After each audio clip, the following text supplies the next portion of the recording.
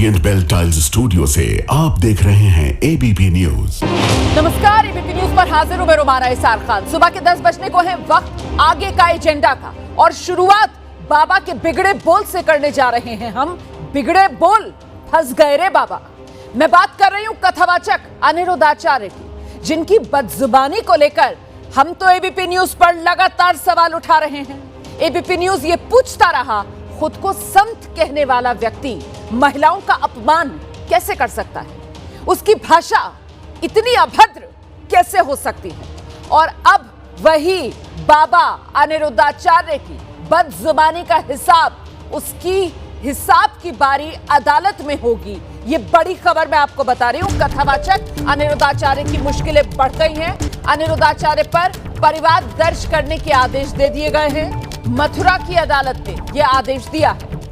महिलाओं पर अभद्र टिप्पणी से जुड़ा यह मामला, जिसमें यह परिवाद, सीजेएम कोर्ट ने याचिका स्वीकार कर ली है, परिवाद चलाने के आदेश दिए हैं। इस मामले में 1 जनवरी वो तारीख है जब शिकायतकर्ता का बयान अदालत में दर्ज होगा।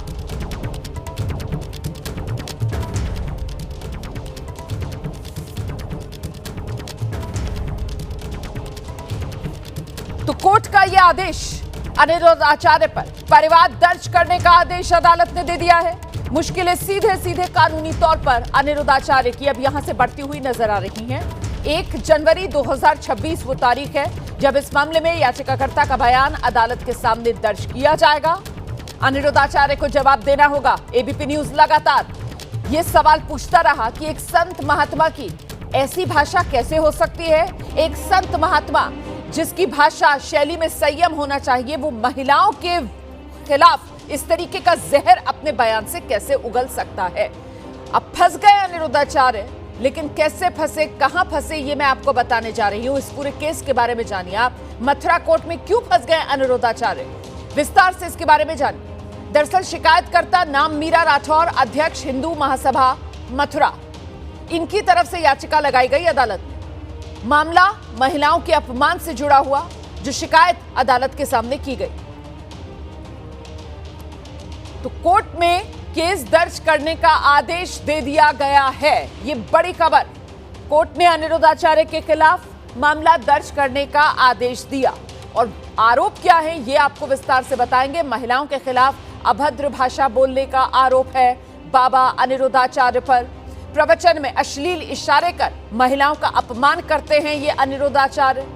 14 साल में लड़कियों की शादी कर दो, इसी बात की वकालत ये करते हैं। कानून के खिलाफ बाल विवाह को बढ़ावा देने वाले बयान ये देते हैं। कथा वाचन के दौरान महिलाओं के चरित्र पर सवाल उठाते हैं अनिरुद्धाचार्य।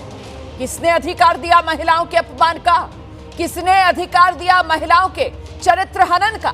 यही वो गंभीर आरोप जिसके कटघरे में ये बाबा लगातार आ रहे थे। एबीपी न्यूज इनके विवादित बयानों को लेकर इन्हें आईना दिखाने की कोशिश कर रहा था।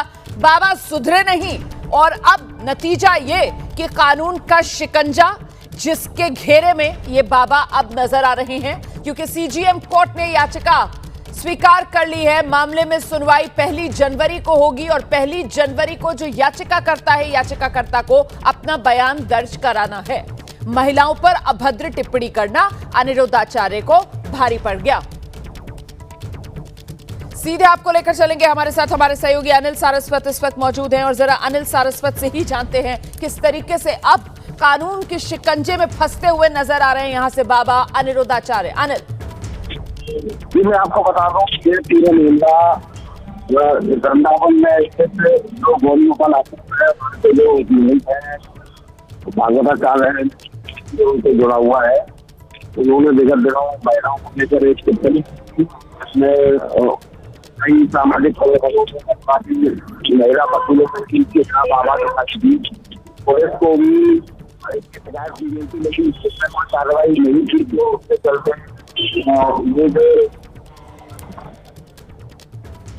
आपकी आवाज साफ नहीं आ रही है अनिल। बहुत शुक्रिया फिलहाल ये जानकारी जो आपने दी है। देखिए, वाकई में मामला अदालत में चला गया है, अदालत ने याचिका स्वीकार कर ली है, और इस वक्त एबीपी न्यूज पर मैं बैठी हुई हूँ यहाँ स्टूडियो में। मेरे हाथ में भी ये जो अदालत का निर्देश है, इसकी कॉपी है।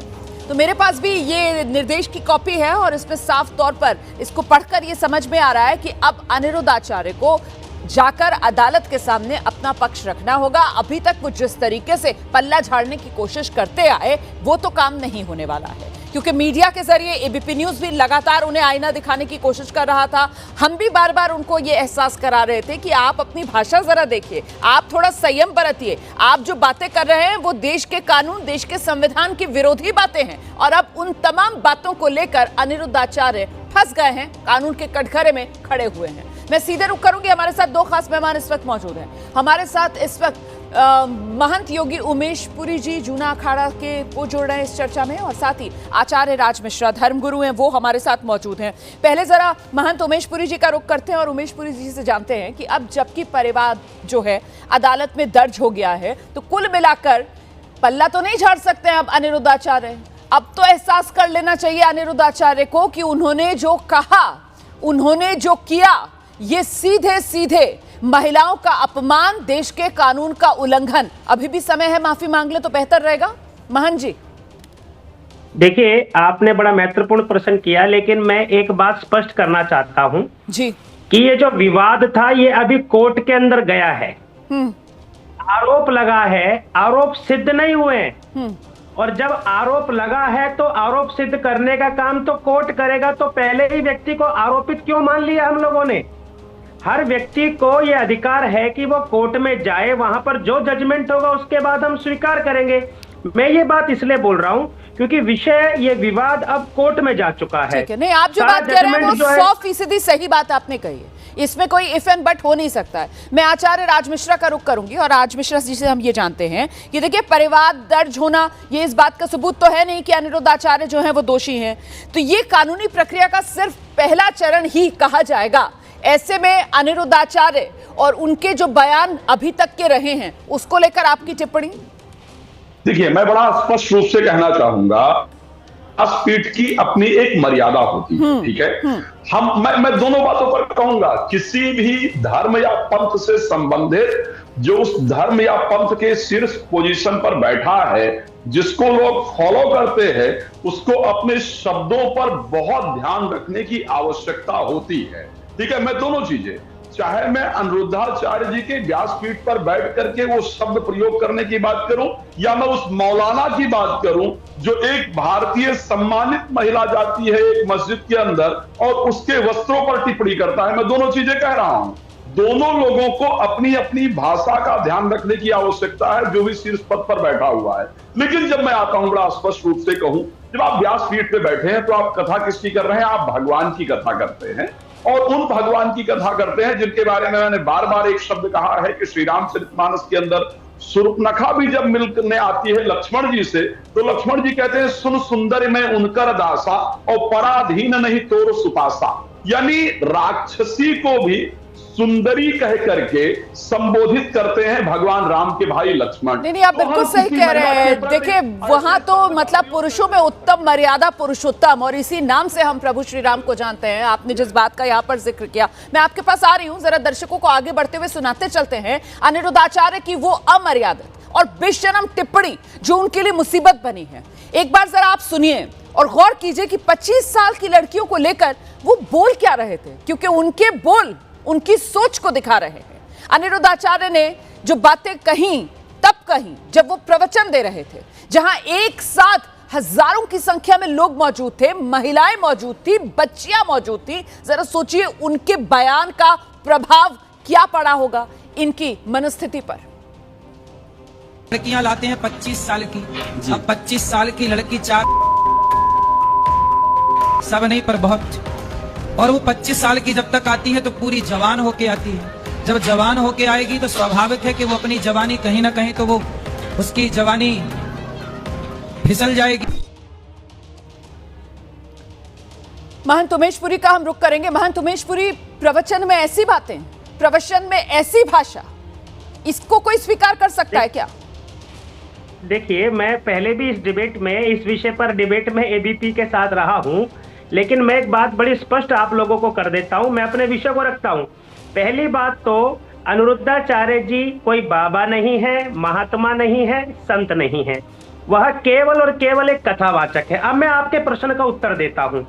देखिए, जहां वो इस कथा को करते हैं वहां पर ब्रज के, मथुरा के, वृंदावन के, वहां के गांव ग्रामीण के लोग आते हैं। ये एक सरल वहां की भाषा होती है आपस में बातचीत करने की।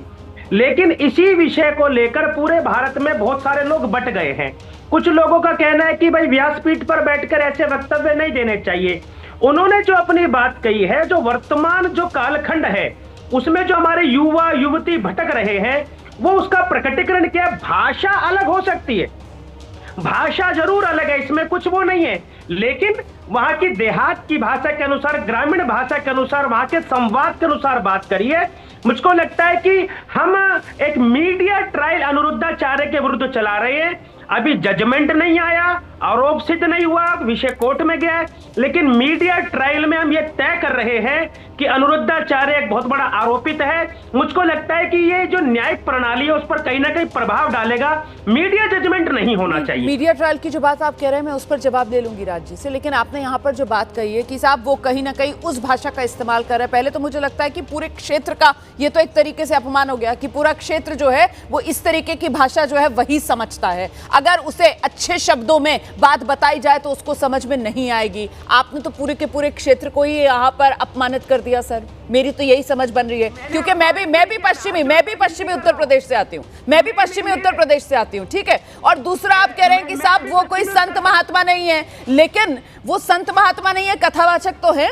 और वो कथा क्या सुना रहे हैं, कथा किसकी सुना रहे हैं? अभी जिसकी बात हम कर रहे थे, मर्यादा पुरुषोत्तम की वो कथा सुनाते हैं, और बातें उनकी प्रवचन के दौरान इस तरीके की होती हैं कि एक महिला जो है उसकी आंखें शर्म से नीचे झुक जाएं। तो ये कौन सा प्रवचन दे रहे हैं, ये कौन सा समाज में सुधार लेकर आ रहे हैं? देखिए, क्या ये ना माना जाए कि सिर्फ और सिर्फ सनसनी फैलाने के लिए, सिर्फ और सिर्फ अपनी लोकप्रियता बढ़ाने के लिए इस तरीके के अनर्गल बयान देते हैं? नहीं, आपने कहा पश्चिमी उत्तर प्रदेश के, मैं भी पश्चिमी उत्तर प्रदेश बागपत बड़ौद का हूँ। हरियाणा में कहते हैं लड़के को बोलते हैं भाई लौंडा बोलते हैं। आप देखिए लौंडा ये किसका लौंडा है? पश्चिमी उत्तर प्रदेश में बोलते हैं लमडा किसका है? लड़का, लमडा, लौंडा अलग अलग क्षेत्र की क्षेत्रीय भाषा के अनुसार सब बोलते हैं, लेकिन कोई बुरा नहीं मानता। आप कहां से कहां ले गए बात को? यहाँ पर क्या लड़का, लौंडा, लौंडा की बात हो रही है? यहाँ पर मुंह मारने की बात हो रही है, और यहाँ पर महिलाओं का चरित्र हनन हो रहा है। आप कहां से कहां बात को लेकर जा रहे हैं? इतने मासूम तो मत बनिए महंत जी, इतने मासूम तो मत बनिए। 25 साल की लड़की हो गई है, 25 साल की लड़की है, अगर उसकी शादी नहीं हुई है तो वो मुंह मारेगी, वो 4 जगह जो मुंह मारेगी। कुछ तो सोचिए सर, शर्म कीजिए सर। मेरे साथ इस वक्त याचिकाकर्ता मीरा राठौर मौजूद है। मीरा राठौर मौजूद हैं। इन्होंने अदालत का दरवाजा खटखटाया है, और अदालत का दरवाजा इन्होंने क्यों खटखटाया इनसे पहले जान लेते हैं। आइए मीरा जी, रखिए अपनी बात विस्तार से। जी नमस्ते मैडम, मैं सबसे पहले कहना चाहती हूँ कि जो बहन बेटियां हैं, हम पे नहीं सभी पे उन्होंने जो बोला है कि 4 जगह लड़कियां जाती हैं और 4 जगह मुंह मार के आती, तो ऐसा है कि 4 जगह लड़कियां मुंह मार के आती हैं, क्या इनने सर्टिफिकेट ले रखा है तो ये हर बहन बेटियों पे धब्बा लगाएंगे? आप आहत हुई इनके बयान से? आप आहत हुई इनके बयान से? अपनी जगह तक रख। जी नहीं, हमें ये चीज बहुत गलत लगी है, और ऐसे बोलना भी नहीं चाहिए था कि एक बहन बेटी से नहीं, ये तो पूरी देश की बेटियों से कहा है ना। बिल्कुल। आपको लगता है इन्होंने जो कहा वो देश की हर बेटी का अपमान किया है? इन्होंने हर बेटी का कहा है, एक बेटी की बात नहीं आई, ये तो हर बेटियों का अपमान किया है, और ऐसा नहीं होना चाहिए। जब साधु संत हो तो आप कथा तक मतलब रखना चाहिए। हम साधु संतों को बहुत सम्मान करते हैं, मगर जो सम्मान, हम जिसका सम्मान करना जानते हैं तो सम्मान करवाना भी जानते हैं। ऐसा थोड़ा कि हमारे साधु संत हम ही लोगों पे उंगली उठाएंगे। बहुत अच्छी बात आप कह रही हैं कि सम्मान करना जानते हैं तो फिर सम्मान कराना भी जानते हैं, अपना स्वाभिमान बचाना भी जानते हैं। ये जो आपने अदालत का दरवाजा खटखटाया है, आपने इसमें जिक्र किया कि आपने वीडियो देखा, तो जरा बताइए कौन सा वीडियो देखा आपने, क्या सुना, क्या आपको बहुत बुरा लगा, और फिर आपने ये फैसला क्यों लिया कि अदालत ही जाना होगा? मीरा जी। सबसे पहले मैं मथुरा गई थी घूमने के लिए, तो वहाँ पे मैंने एक सोशल मीडिया पे वीडियो चल रहा था कि 24 साल की लड़कियां 4 जगह मुंह मार के आती, तो ये चीजें मुझे बहुत गलत लगी। तो मैंने तुरंत कोर्ट में थाने में जाके मैंने तहरीर दी, मगर हमारी तहरीर पे कोई सुनवाई नहीं हुई थी। सुनवाई नहीं हुई तो मैं कोर्ट में आ गए थे, तो हमने कोर्ट में मुकदमा डाल दिया। क्या लगता है आपको, दबदबा अनिरुद्धाचार्य का, इस वजह से थाने में आपने तहरीर दी और उस पर सुनवाई नहीं हुई? मुझे लगता है कहीं तक प्रशासन पे दबाव था, इस वजह से कोई सुनवाई नहीं हुई, तो इस वजह से हमें कोर्ट का दरवाजा खटखटाना पड़ा। और ये अनिरुद्धाचार्य के जो बयान है, एक दो बार मैंने बोला भी तो हमारा जी जी जी हाँ,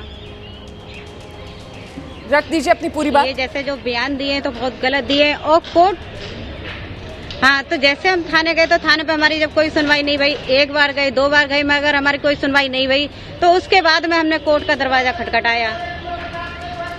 आपके साथ कोई सुलह की कोशिश अनिरुद्धाचार्य की तरफ से की जा रही है क्या? जी नहीं।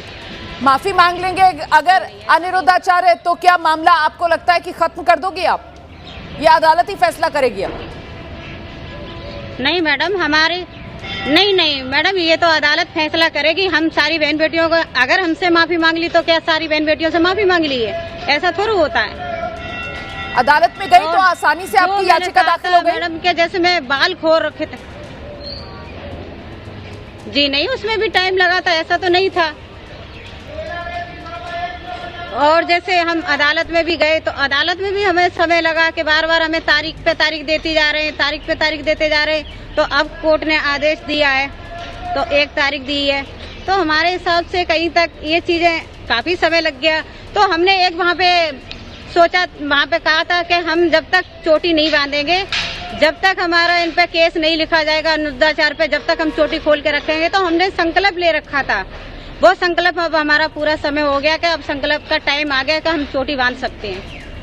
तो अब कब चोटी बांधेंगी? आपने ये संकल्प लिया था कि जब तक अनिरुद्धाचार्य पर केस दर्ज नहीं होगा तब तक आप अपने केश, अपने बाल खुले रखेंगी। अब चोटी कब बांधेंगी?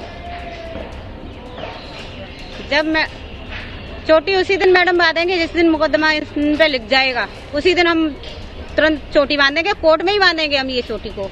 क्योंकि हमारे उनके वकील जो आए थे हाई कोर्ट से, तो उनने बोला था कि मैडम आप दिल और दिमाग से निकाल देना कि आप चोटी कभी ऐसे कभी नहीं बांध सकती हो। तो मैंने आप भी दिल दिमाग से निकाल देना कि मैं चोटी इसी कोर्ट में इसी जगह बांध के जाएंगे, आपके सामने बांधेंगे। तो हमें इनके वकील भी चैलेंज करके गए। अनिरुद्धाचार्य के वकीलों ने आपको चैलेंज किया कि आपने ये जो संकल्प किया, ये कभी आपका संकल्प पूरा नहीं होगा, आप कभी चोटी नहीं बांध पाओगी, ऐसा हुआ? जी, उनके अनिरुद्धाचार्य जी के वकील आए थे हाई कोर्ट से, उन्हीं ने हमको चैलेंज किया था, अरे मैडम आप जूड़ा नहीं बांध सकती हो, जूड़ा बांध लिया क्या? कि मैंने आपको पता नहीं है क्या कि मैंने संकल्प ले रखा है तो मैं जूड़ा नहीं बांधेंगे। तो उन्होंने ने हमें चैलेंज किया था। लेकिन मीरा जी, आपको क्या लगता है आपका केस अदालत में कितना मजबूत होगा? क्योंकि यहाँ कुछ मेरे साथ जो मेहमान हैं उनकी तरफ से कहा जा रहा है कि अनिरुद्धाचार्य ने कुछ गलत नहीं कहा, वो उस भाषा में बोल रहे थे जो भाषा वहां के लोगों को समझ में आती है।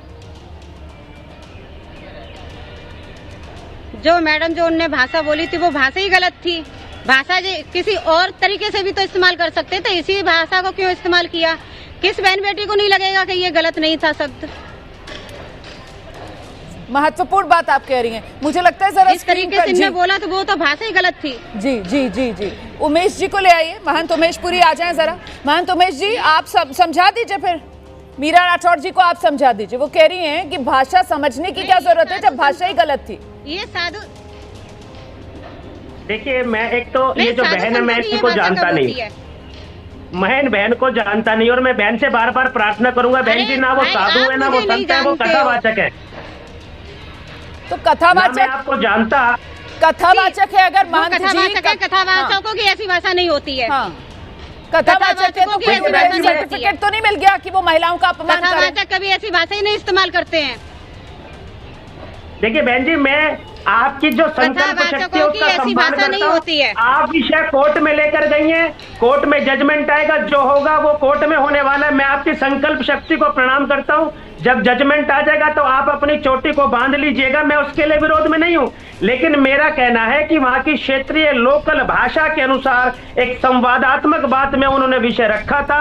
अब उसको बड़ा विषय बनाने के लिए कुछ भी हो सकता है, उसको कोर्ट में लेके जाओ, प्रदर्शन करो। लेकिन मुझको लगता है कि अनिरुद्धाचार्य जी ने कुछ भी गलत नहीं कहा। मीरा सुना आपने, वो कह रहे हैं कुछ भी गलत नहीं कहा। गुरुजी आपको गलत नहीं लगा होगा, मगर मुझे नहीं, वो आपकी भाषा होगी कि आपको गलत नहीं लगा। मेरे हिसाब से हर बहन बेटी को गलत लगेगा। कोई देश की बेटी ये नहीं कह सकती ये भाषा सही थी। आपके कहने से गलत नहीं होगा, हमारे कहने से तो हम हर नजरिए से हमें तो जो भाषा गलत करी इस्तेमाल वही भाषा आपको इतना समय क्यों लग गया कोर्ट में जाने में? अरे तो वो तो कोर्ट आदेश, कोर्ट जा सकती थी, प्रदर्शन कर सकती थी, तो क्यों नहीं किया? हम कोर्ट से बड़े नहीं हो जाएंगे। हमें जो कोर्ट आदेश देगा हम उससे चलेंगे। हम कोर्ट से बड़े नहीं हैं, और जो कोर्ट आदेश किया मैं उसी से राजी हूँ। मैं इस चीज से अलग नहीं हूँ।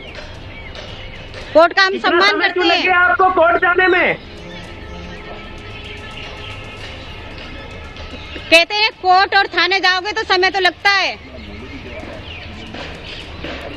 बहन जी समय तो लगता है, थाने कोर्टों में जाओगे समय लगता है। आप किसी के बहकावे में तो नहीं आ गए? कोई प्लान का हिस्सा तो नहीं हो आप जो अनिरुद्धाचार्य को बदनाम करने के लिए? कहीं आप उस टूल किट का हिस्सा बन गई हो? ऐसा तो नहीं, सुनो, नहीं, आप ये बात, अगर ये बात आपको लगती है कि मैं किसी के समझाने में या बहकाने में आ जाएंगे तो हम दूध पीते बच्चे नहीं हैं।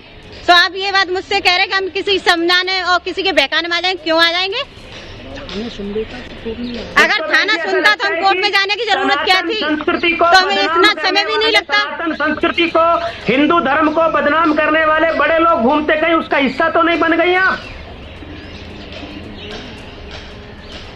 हम हिस्सा नहीं बन सकते, आप जैसे हिस्सा बनाते हो। अगर ये सनातनी धर्म के साधु संत लोग हम लोगों पे उंगलियां उठाएंगे तो हमें और लोगों की जरूरत नहीं पड़ेगी। ठीक है, अगर ये कोई मुल्ला बोलता तो अबे तो जिनका से क्या करते थे, जो हमारे सनातनी गुरु है, इस वजह से कई प्रपंच का हिस्सा तो नहीं बन गई यहाँ बहन जी। ठीक है मान जी जितने सवाल आपके मन में थे आपने वो सारे पूछ लिए मीरा राठौर से। हालांकि मीरा पहले ही बता चुकी थी कि किस तरीके से वो पहले पुलिस थाने में गई, वहां पर कोशिश कर रही थी वो केस दर्ज कराने की। उनकी तरफ से कहा गया कि शायद पुलिस पर किसी तरीके का दबाव था, वहां सुनवाई नहीं हुई। उसके बाद वो अदालत में गई और लंबी कानूनी प्रक्रिया का पार करने के बाद वो अब इस स्टेज पर पहुंची हैं कि परिवार दर्ज हो पाया है, सीजीआई की तरफ से आदेश दिया गया है। इस बीच में सीधे लेकर चलती हूँ, राज मिश्रा जी हमारे साथ मौजूद हैं। राज मिश्रा जी, लेकिन सवाल ये कि अब ये बहस जो एक बार फिर से बड़ी हो रही है, क्या ये सनातन की आड़ में किसी का भी अपमान कर देना, कुछ भी कह देना, और हम तो संत महात्मा नहीं हैं, हम तो कथावाचक हैं, इसकी क्या किसी को सर्टिफिकेट या क्लीन चिट दी जा सकती है इस आधार पर? देखिए, सबसे पहले तो मैं इस चीज को कहूं कि यदि आप कथावाचक भी हैं तो किसी भी, हमारा सनातन धर्म सिर्फ कहता है यत्र नारस्त पूजते रमन्ते तत्र देवता। हमारे यहाँ जहां स्त्रियों की पूजा होती है वहां पर परमात्मा निवास करते हैं, इसका बाकायदा वर्णन है शास्त्र में। तो यदि आप इस प्रकार के लैंग्वेज को प्रयोग करते हैं, मैं उमेशानंद जी का बहुत सम्मान करता हूं, मेरे साथी हैं, बार बार हम लोग साथ में डिबेट में होते हैं, लेकिन उन्होंने एक शब्द कहा कि ये अलग अलग जगह की लैंग्वेज है। भाई ये बिल्कुल क्लियर है, किसी शास्त्र में, किसी वेद में, किसी जगह पर ये लैंग्वेज प्रयोग नहीं होती है कि आप मुंह मार करके आते हैं या आपकी जवानी फिसल जाती है। ये आप बार बार, हम लोग हिंदू सनातन धर्म के लिए डिबेट करते रहते हैं, अगर आप अपने ही बहन बेटियों को इस प्रकार का टारगेट करेंगे तो आप जो लोग एक्चुअल में टारगेट कर रहे हैं उनको तो मौका मिल जाएगा ना कि तुम्हारा तो तुम्हारे धर्म में सम्मान नहीं है, तुम्हारा तो तुम्हारे साधु संत सम्मान नहीं कर रहे हैं, तो ऐसे परिस्थिति में तुम्हारा फायदा क्या है? नहीं, बहुत सही बात आप कह रहे हैं। और देखिए, इससे कहीं ना कहीं वो समाज की सोच भी, और महिलाओं के प्रति एक समाज कितना अपमान उनका करता है और किस तरीके का दृष्टिकोण एक समाज का अपने ही समाज की महिलाओं को लेकर है, वो भी तो उजागर होता है ना। अक्टूबर का महीना था, महिलाओं को लेकर अभद्र टिप्पणी कथावाचक अनिरुद्धाचार्य ने की थी, और इसी को लेकर अब मुश्किलें अनिरुद्धाचार्य की बढ़ गई हैं। अनिरुद्धाचार्य पर सीजेएम न्यायालय में दर्ज याचिका पर कोर्ट ने केस दर्ज करने के आदेश जारी कर दिए हैं। इस केस में 1 जनवरी को अगली सुनवाई होगी, याचिकाकर्ता का बयान दर्ज होगा। दरअसल अक्टूबर में कथावाचक अनिरुद्धाचार्य का एक वीडियो सोशल मीडिया पर जमकर वायरल हुआ। इसमें उन्होंने बेटियों पर टिप्पणी की और कहा, आजकल बेटियों की शादी 25 साल में होती है। दूसरी तरफ अनिरुद्धाचार्य भी अपने खिलाफ किए गए केस का जवाब देने की तैयारी में हैं।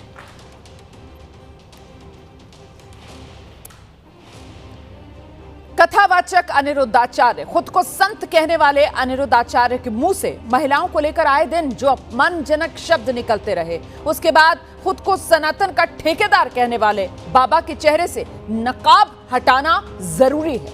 आखिर कैसे धर्म की रक्षा के नाम पर कोई बाबा मर्यादा भूल सकता है? तो चलिए अनिरुद्धाचार्य को याद करवाते हैं कि वो जिस देश में रहते हैं वहां के नियम कानून क्या हैं और जो घटिया सोच वो परोस रहे हैं ना प्रवचन के नाम पर, उसका अंजाम क्या है। हमारे हिंदू धर्म में तुम्हें याद क्या है? केवल मुन्नी बदनाम हुई। तुम्हें याद क्या है? शीला की जवानी। हनुमान चालीसा याद नहीं? यदि ये भी तुम्हें याद नहीं है तो तुम्हारे भरोसे तो हो गई सनातन धर्म की रक्षा।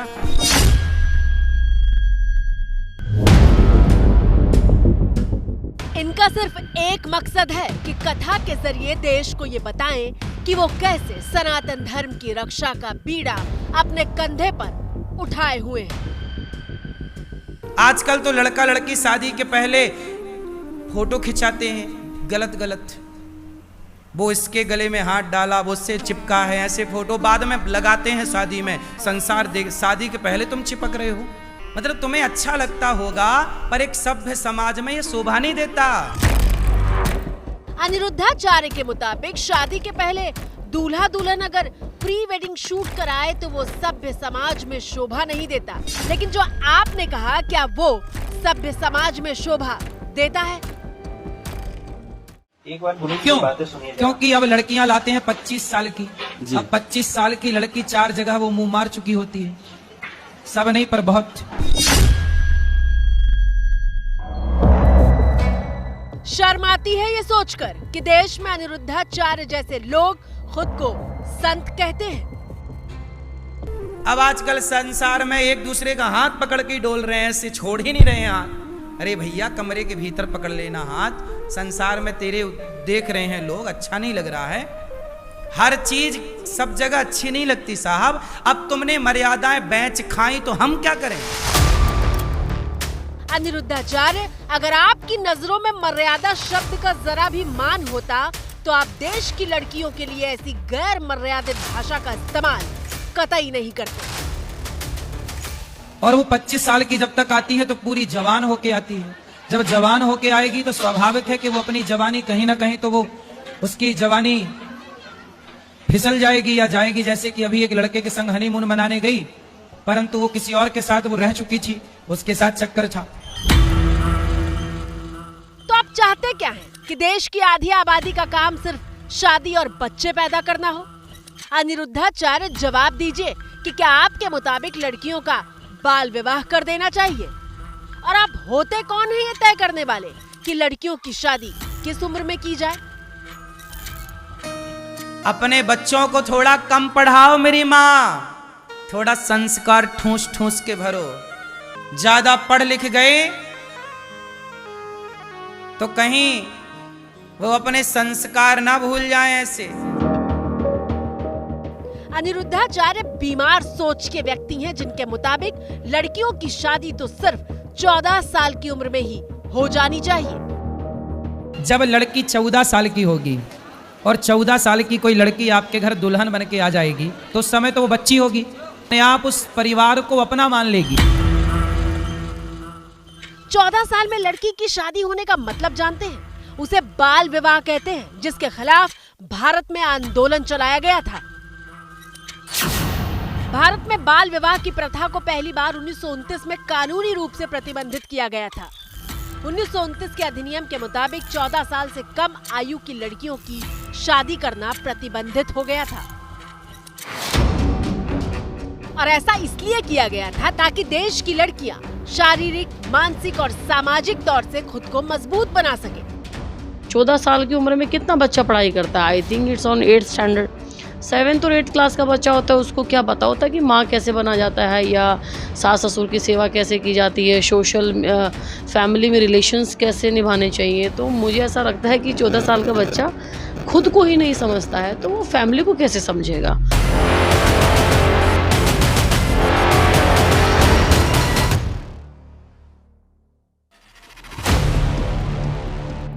अनिरुद्धाचार्य, जरा ध्यान दीजिएगा, ये तथ्य खास तौर से आपकी जानकारी के लिए है कि 15 साल से कम उम्र की लड़कियां जब बच्चे को जन्म देती हैं तो उन पर मौत का खतरा 5 गुना ज्यादा होता है। जल्दी शादी करने से एड्स जैसे रोगों का खतरा बढ़ता है क्योंकि गर्भ निरोधक और प्रजनन स्वास्थ्य की जानकारी बेहद सीमित होती है। कितना भी आप डिग्रियां लाओ, डिग्रियां काम नहीं आ रही हैं। इसलिए मेरी सलाह है कि एक बार पुनः आत्ममंथन किया जाए कि पहले के लोग 16 साल में अपनी बेटी और अपने बेटों का विवाह क्यों करते थे। ये एक विचार का विषय है या नहीं? भाई इसी उम्र में लड़का भाग रहे हैं कि नहीं, लड़कियां यहां वहां भाग रही हैं कि नहीं, उन्हें तो कोई ना कोई पुरुष चाहिए। जब एक जनसमूह, जन सैलाब आपको यदि समझ रहा है, सुन रहा है, देख रहा है, तो उस व्यक्ति को, उस सज्जन को अपनी हर तरह की मर्यादा का ख्याल रखना चाहिए। और आप स्वयं एक व्यास मंच पर, एक व्यासपीठ पर विराजमान है, जो एक बहुत सम्माननीय और बहुत ही बड़ा पद है। और जब आप उस पद पर विराजमान हो तो अपनी भाषा पर नियंत्रण रखना चाहिए और विचारों पर भी नियंत्रण रखना चाहिए। लेकिन अनिरुद्धाचार्य को इससे क्या मतलब है? लड़कियां भले ही मौत के मुंह में क्यों ना चली जाएं, ये परिवार में घुलने मिलने के नाम पर अपनी सड़ी हुई सोच का प्रदर्शन करेंगे। अभी तक लड़की 18 में मैच्योर होती थी, अब 21 में होगी सरकार के हिसाब से। ये बात क्यों की गई सरकार के द्वारा? क्योंकि लड़कियां ना किसी को ले लेके भाग जाती थी, उन्हें ज्ञान तो होता नहीं था। तरस आता है हमें आपकी सोच पर। संत तो समाज को अच्छी बातें सिखाते हैं और एक आप हैं, बच्चियों के जिन अधिकारों की रक्षा के लिए 96 साल पहले एक कानून बना था, आप उसे भी कुचलने की बात कर रहे हैं। पहले की जनरेशन अलग थी, पहले के पेरेंट्स अलग थे, अब की अलग है। अब बेटी पढ़ाओ बेटी बचाओ का वो हिसाब है, तो उसमें कुछ नहीं है कि जितना आप एजुकेटेड होगे तो लड़की उतनी ही पैरों पे अपने खड़ी होगी। वो किसी के भी कैरेक्टर के ऊपर, लड़कियों के कैरेक्टर के ऊपर नहीं बोल सकते एकदम से कुछ भी, क्योंकि लड़के भी कुछ ऐसे दूध के धुले तो होते नहीं हैं। तो आप किसी के भी ऊपर एकदम से ऐसे नहीं बोल सकते हो कि सारी लड़कियां ऐसी होती है। ठीक है, एक्सेप्शंस हर जगह। उनको ये अधिकार दिया किसने है, ये बताएं कि महिलाओं की शादी किस उम्र में हो, किस उम्र में ना हो, ये बिल्कुल गलत है। उनको इस सब विषय में तो बिल्कुल बात नहीं करनी चाहिए कि लड़कियां 25 वर्ष में अगर शादी कर रही हैं तो वो कहीं ना कहीं कुछ ना कुछ गलत ही कर रही हैं। ऐसा तो नहीं है, लड़कियां अपना कैरियर बनाने में लगी हुई हैं, वो आगे की तरफ बढ़ रही हैं, तो इसका ये मतलब थोड़ी है कि वो कुछ गलत ही कर रही हैं। लेकिन अब बहुत हो गया। जिन महिलाओं के खिलाफ अनिरुद्धाचार्य के बेशर्म बोल सामने आए हैं, अब वही उन्हें कानून की भाषा में सबक सिखाएंगी। उनके खिलाफ कार्रवाई होनी चाहिए, सख्त कार्रवाई होनी चाहिए। हम सभी महिलाओं में रोष है, आक्रोश है और उनके खिलाफ कार्रवाई होनी चाहिए। लोग सवाल पूछ रहे हैं कि आध्यात्म का संदेश देने वाला व्यक्ति महिलाओं के खिलाफ ऐसी स्तरहीन बातें कैसे कर सकता है? इसकी बुद्धि मुझे लगता है विपरीत हो चुकी है, भ्रष्ट हो चुकी है। हमारी जिला प्रशासन से, शासन से, योगी सरकार से मांग है जल्दी से जल्दी इसको गिरफ्तार किया जाए। हमारी बहन बेटियों के बारे में कुछ भी कहेगा तो मैं बता रही हूँ, लोग कह रहे हैं उसके जूतों की माला पहनेगी, मैं माला भी नहीं पहनाऊंगी, मैं उसको जूता उसके मुंह पे मारूंगी।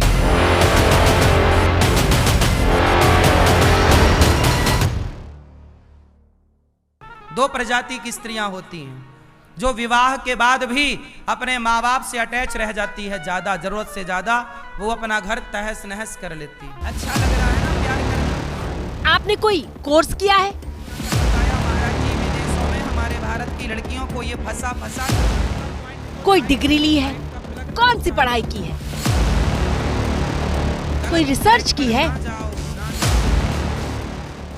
धर्म और आध्यात्म की बात करते करते अनिरुद्धाचार्य आप स्त्रियों की प्रजाति पर भी बात कर रहे हैं। विज्ञान तो ऐसी कोई बात नहीं करता। अनिरुद्धाचार्य का अगला बयान सुनिए तो आपको समझ में आ जाएगा कि वो महिलाओं को इंसान नहीं बल्कि सामान समझते हैं। 80,000 में लाए हो? कहाँ से? उड़ीसा से। वहाँ पत्नियां मिलती हैं 80-80 हजार में? मिलती है ना गुरु जी। अच्छा, तो जब 80,000 की ले आए हो तो इससे महंगी भी थी क्या? 1.5-2 लाख वाली भी थी क्या? गुरु जी ने है ना हमसे प्यार का खेल खेला है। इनको मैं 80,000 में खरीद के लाया हूँ और इनने गांव में किसी और से प्यार कर लिया। इसलिए कहते हैं आप लगता सस्ता ले आए। थोड़ा महंगे ले आते तो बढ़िया चलती पत्नी। अब आप ही बताओ अब हम क्या करें?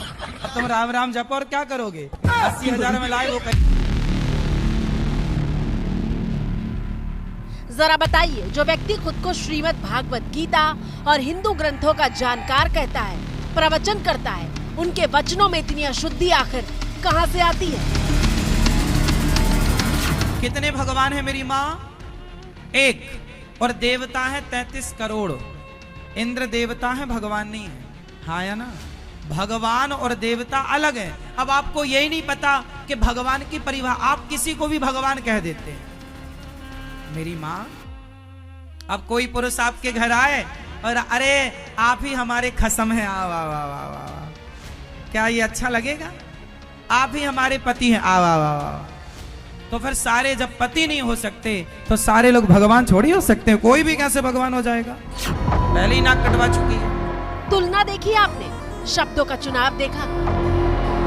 क्या संतों की भाषा ऐसी ही होती है जिसे सुनकर मन में धिक्कार जैसी भावना आ जाए? सनातन धर्म की रक्षा करने के लिए अनिरुद्धाचार्य, आहार में शाकाहार होने का क्या फायदा? आपकी सोच के तो हर हिस्से में गंदगी नजर आती है। कुत्ता रखने वाले लोग ना अपने अपने हिसाब से रख लेते हैं कि ये भी मांसाहारी, हम भी मांसाहारी, तू मेरा मुंह चाटेगा तो कोई दिक्कत नहीं होगी। और शाकाहारी लोग शाकाहारी गैया को रखते हैं क्योंकि गाय अपना मुंह चाटेगी तो अपने को भी कोई दिक्कत नहीं। गाय हमारा मुंह चाटे ये अच्छा है कि कुत्ता आपका मुंह चाटे ये अच्छा है? 35 साल के अनिरुद्धाचार्य वृंदावन में गौरी गोपाल आश्रम चलाते हैं। अनिरुद्धाचार्य का असली नाम अनिरुद्ध राम तिवारी है। अनिरुद्ध का मतलब होता है जिसे रोका ना जा सके, लेकिन बाबा तो बेलगाम हो चुके हैं। काम का भी बाप कौन है? भगवान काम के भी बाप हैं। इसलिए भगवान कोई काम से प्रभावित नहीं होते। कोई विषय वासना हम सबको, इंसानों को प्रभावित कर सकती हैं। भगवान तो विशुद्ध हैं। भगवान गंगा और अग्नि की तरह पवित्र हैं। इस वक्त की बड़ी खबर मैं आपको बता दूं, गोवा नाइट क्लब अग्निकांड में सूत्रों के हवाले से बड़ी खबर ये आ रही है कि गिरफ्तारी से बचने के लिए लूथरा बंधुओं ने अदालत में याचिका लगा दी है। फरार लूथरा बंधुओं ने अग्रिम जमानत की अर्जी दी है। दिल्ली की रोहिणी कोर्ट में ये अग्रिम जमानत अर्जी लूथरा बंधुओं की तरफ से लगाई गई है। लूथरा बंधुओं की अग्रिम जमानत पर आज ही सुनवाई होगी। सूत्रों के हवाले से बड़ी खबर, फरार क्लब मालिक गौरव लूथरा, सौरभ लूथरा थाईलैंड में छिपे हुए हैं।